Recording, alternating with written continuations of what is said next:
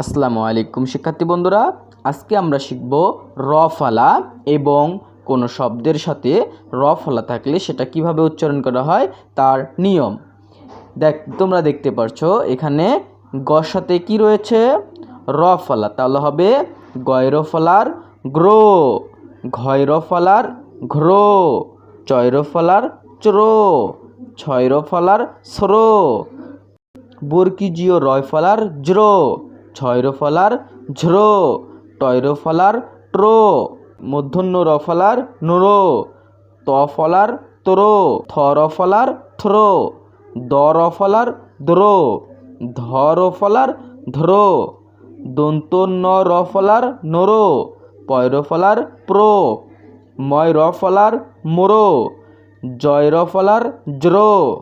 লয় র ফলার লোরো, তালবিস্বয় র ফলার স্রো, মূর্ধন্যস্বয় র ফলার স্রো, দন্তেস্বয় র ফলার স্রো, হয় র ফলার হো।